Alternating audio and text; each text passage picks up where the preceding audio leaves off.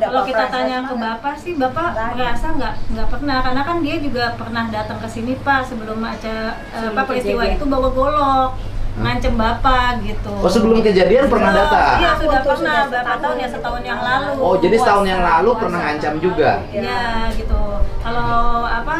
Kalau kata bapak-bapak yang lain sih, setelah kita tanya-tanya mungkin dia pernah ditegur pas bawa air. Bapak saya kan marbot, dia suka ngambil air di masjid gitu ya. Mungkin karena bapak sudah ngepel atau apalah, mungkin ya agak ditegur gitu. Tapi cuma sebatas itu kata bapak-bapak yang lain pernah saya tanya. Cuma nggak pernah ada konflik lain gitu. Ya, cuma mungkin pas hal kecil. Nah, sempat di sini bawa golok, terus pergi lagi ya Bu, goloknya dibanting, tapi bapak saya ngedengar bunyi besi kena tiang listrik ting gitu ya, pas dilihat bawa golok gitu. Terus nggak lama dia balik lagi minta maaf, besoknya minta maaf. Nah gitu, tapi bapak tuh ngerasa biasa aja ya kan, kita yang nggak dengar juga was-was, Pak nggak apa-apa itu kayak gitu, lapor nggak? Udah biasa. Setahun yang lalu tuh ya? Iya, tahun yang lalu. Artinya dulu pernah ada ancaman. Nah, kemarin-kemarin sebelum kejadian pernah nggak dengar ancaman? Enggak pernah, malah ada kata orang-orang di sini masalahnya sama orang lain. Kan sempat dia dilaporkan ke desa karena sempat ngeganggu rumah-rumah penduduk sekitar sini, yang kayak belakangnya Pak Agus, banget Pak. yang belakangnya banget suka dilemparin kotoran tiap malam-malam. Dia ngalamin depresi nggak? Gitu ya. Nah itu Nggak kita tahu juga kita. kita. Oke. Terus kemudian suka mabuk? Enggak sih. Tapi dia jadi kayak neror gitu, termasuk ke rumah kita juga ya Bu. Beberapa kali tuh kayak ada cairan kita disiramin air kotoran gitu Pak. Oke. Iya. Nggak mungkin orang kalau nggak minum atau makan pil. Nah, nggak tahu, Kita nggak tahu soalnya penyendiri sih Pak. Iya, Dia nggak bisa. keluar. Dia ngalamin depresi. Karena kan orang tuanya kerja ya Pak, jadi dia orang tuanya itu ibunya hanya datang di Sabtu sama Minggu. Tapi kan udah gede, bukan anak-anak. Nah, makanya. Umur 27 tahun sudah nggak butuh lagi orang tua. Iya. Tapi kan kalau mungkin dalam kondisi tertentu ketika tidak ini atau yang nggak tahu ya Pak. Belum nikah? Sudah punya anak. Iya Bu, udah orang tua, nggak bisa lagi dikaitkan dengan kasih sayang Iya, itu.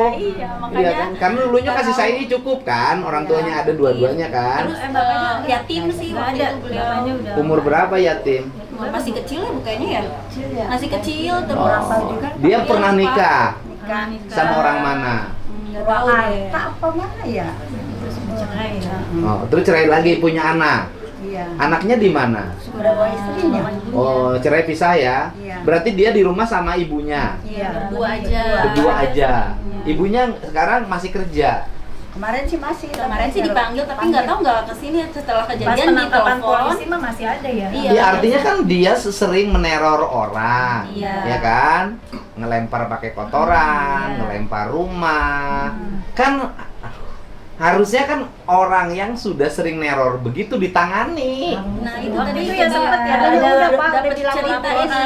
Hah? Udah dilaporin. Dilaporin ke Pak RT yang terkait dengan kasus Pak Agus itu Pak, yang dia sering dilemparin. Jadi Pak Agus kan lapor ke Pak RT, kok dia sering diteror seperti ini. Kemudian dipanggil gitu ya orang tuanya, nih anaknya begini, tapi ibunya bilang mana buktinya, Harusnya gitu. segera dibina. Nah akhirnya Pak RT bilang, Pak RT kami Pak Jul bilang akhirnya mereka siskamling tuh malam-malam dan ketahuan pada saat itu.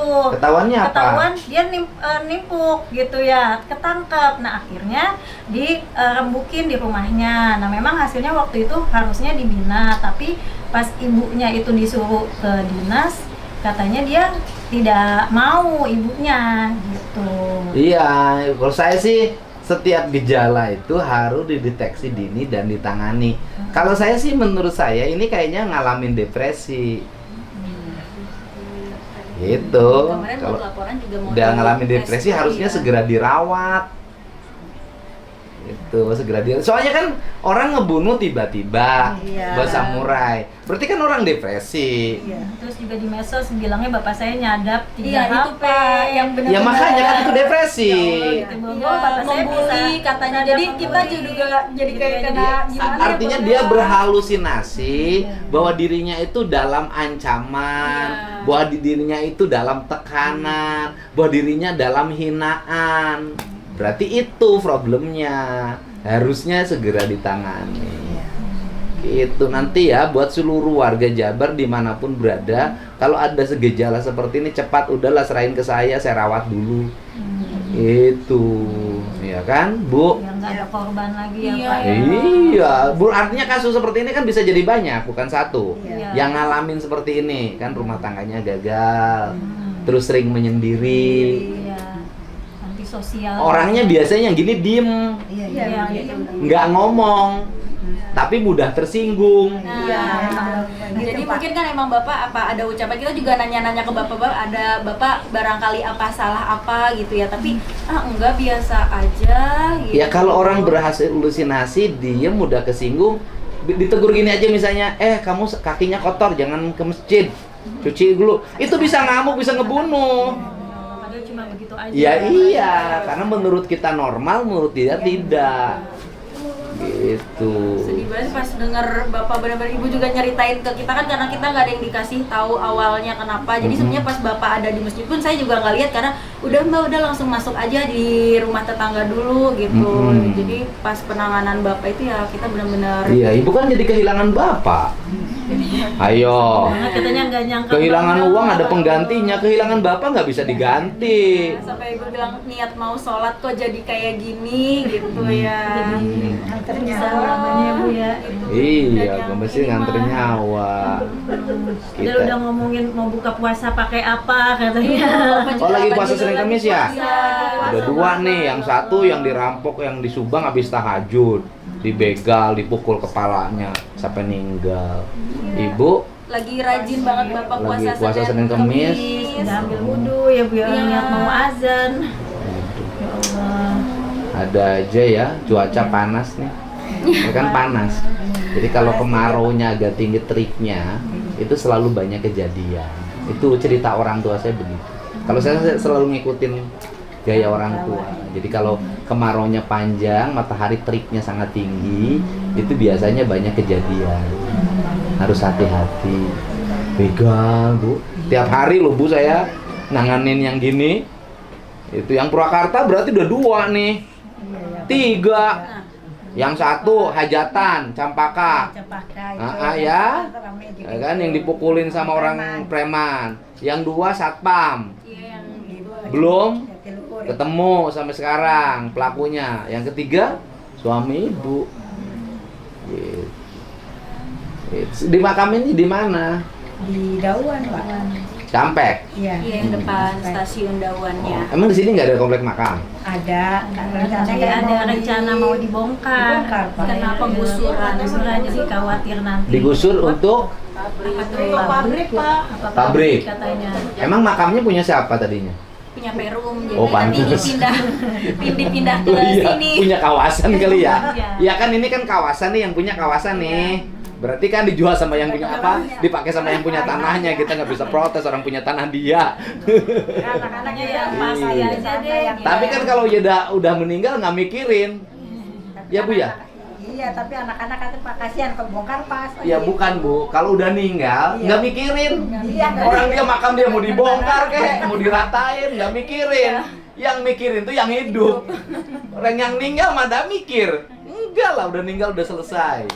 Urusan Gitu. dunianya ya, Pak ya. Dunianya, dia tinggal bertanggung jawab terhadap apa yang diperbuat. Iya. Tapi ibu punya suami, punya ayah, punya kakek, adalah orang yang menyempurnakan hidupnya.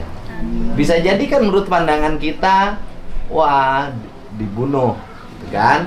Tapi kan dia sempurna, ya kan Bu? Iya. Lagi puasa Senin Kemis, lagi puasa Kemisan, Kamis. mau sholat Mau sholat, duhur, iya. mau azan, dihabisin. Ya dalam pandangan kita kok sedih banget. Tapi bisa jadi di pandangan Allah, bapaknya dalam keadaan bahagia. Ya kan Bu ya? Dalam keadaan bahagia.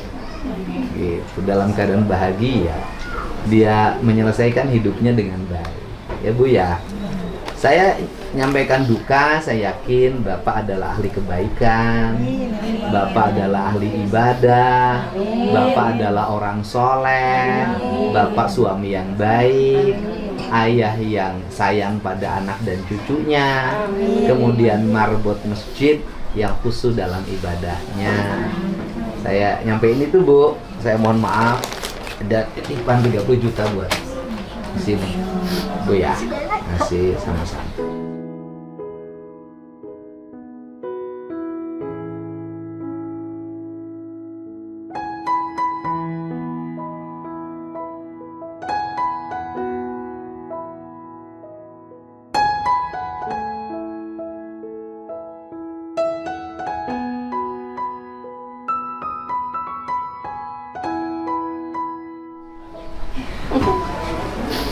Bisa bujuk Bapak. Iya, sama-sama, Bu. Mudah-mudahan cepat ya. Ya kan sudah ditangkap, tinggal diadili. Dihitungnya 15 tahun Apa tuh? hukumannya. Hukumannya kalau hukuman pembunuhannya direncanakan bisa penjara seumur hidup. Amin. Ya mudah-mudahan itu Pak. Kita Kan direncanakan itu, diniatkan. Bisa penjara seumur hidup itu. Iya, bisa penjara seumur hidup karena direncanakan. Yang di Indramayu seumur hidup. Yang satu hukuman mati. Walaupun dia speak up dulu di media sosial seolah-olah dia korban. Bisa, saya ikut bantu. Ya, Bu. Iya, Pak. Iya. Karena kayaknya Anak-anak kalau 15 tahun Habis terlalu membunuh. cepat gitu Pak. Iya, habis Saya membunuh juga juga ada teriakin, niatan. mana anaknya, mana anaknya. Oh.